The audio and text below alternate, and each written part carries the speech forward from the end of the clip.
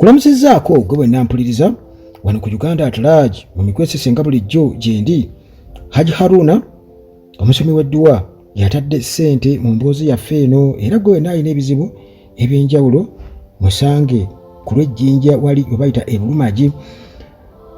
Naye buno munnange abantu bangi babadde beemulugunya ku engeri NEMA gyekwasaganyizaamu okugoba abantu mu ntobazi wano mu Lubigi ewakasemba okubeera obuzibu obw'amaanyi era waliwo ekaazi eyo akatambi kwe twalabye ng'ate era waliwo abasenda bazimba mu lutobazi nga bagamba NEMA yo nga tekola ki tetunulayo.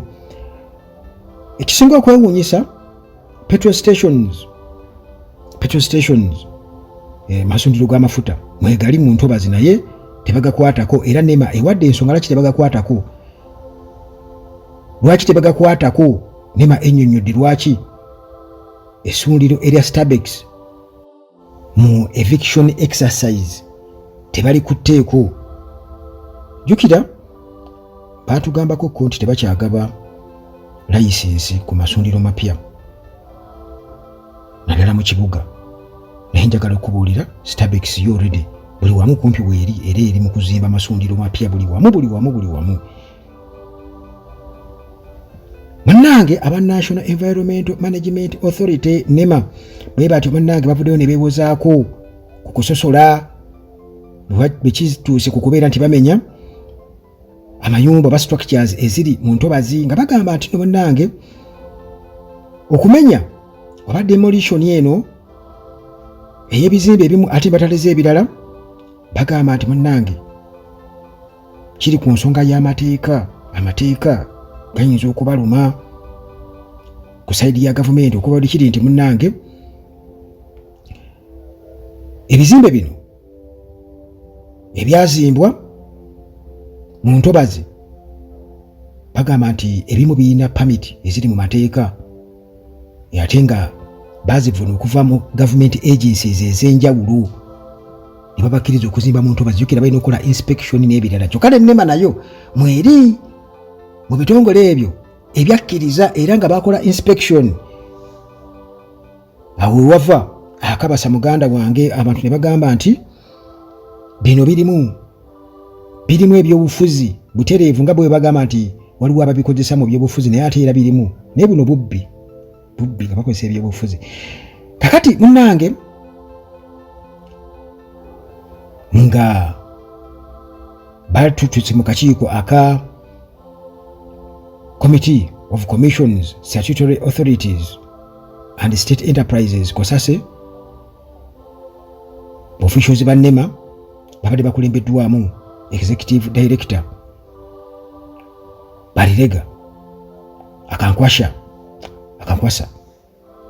ono munnange bwe batyo nga bamusoya ebibuuzo lwaki amafactory companies kati nga Starbex essundiro ly'amafuta erya Starbex bino babitalizza mu eviction exercise mu Lubigi bamenya amayumba gonna ag'abankuseere naye munnange Starbex n'amakolero tebagakwatako nga nago gali mu Lubigi.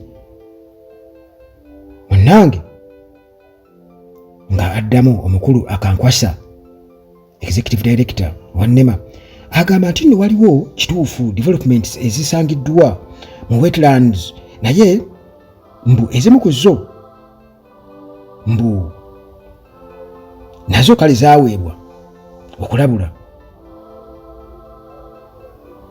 Bagamba Starbex fuel station mbu eyogeddwako nnyo mu mawulire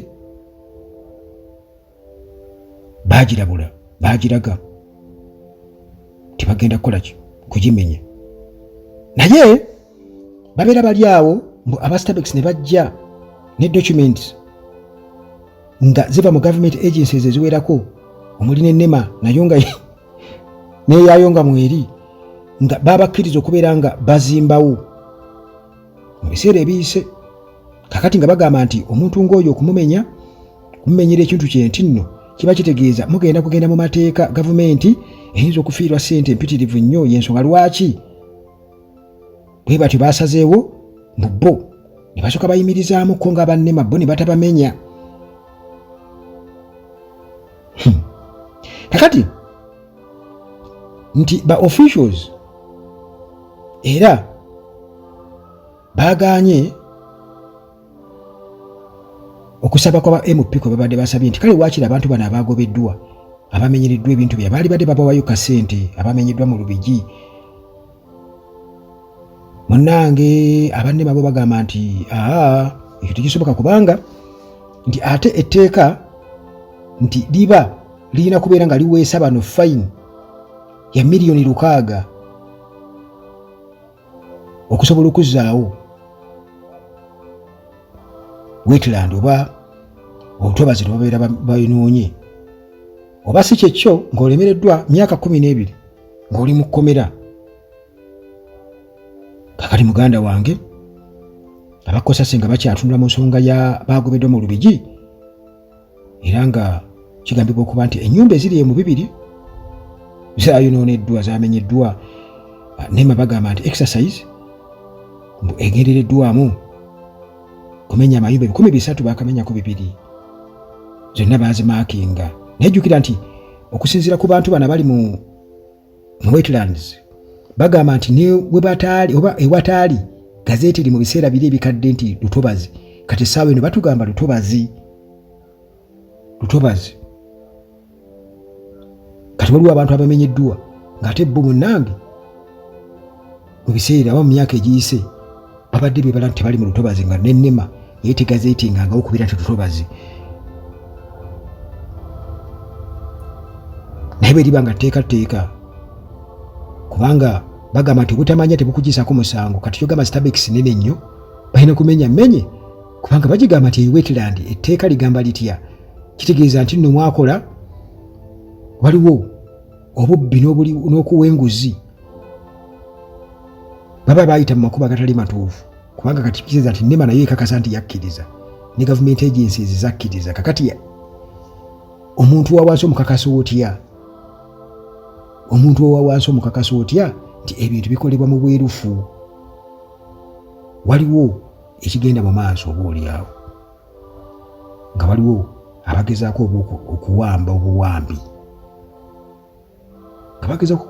kale okusenga mu ntobazi si kirungi era abantu baali badde bakyewalira ddala, naye tewaali baddewo kutaliza. Bwe kiba nti Museveni yasobola otusala 30% ani yazimusasuza, bwe kibeera nti basobola okujjako ebintu byo ettakayo ne balibba ne balitwala n'ogezaako okwebuuzaako ne bagaana ne mu kkooti ne bakola batya. Museveni bw'abanga akimanyi bulungi nti wetland eba wetland, lwaki Starbex n'amakolero g'Abachina gasigala bagamenyemu? Kubanga eno Uganda y'abantu era erina amateeka gaayo, ganga amateeka gabi mateeka.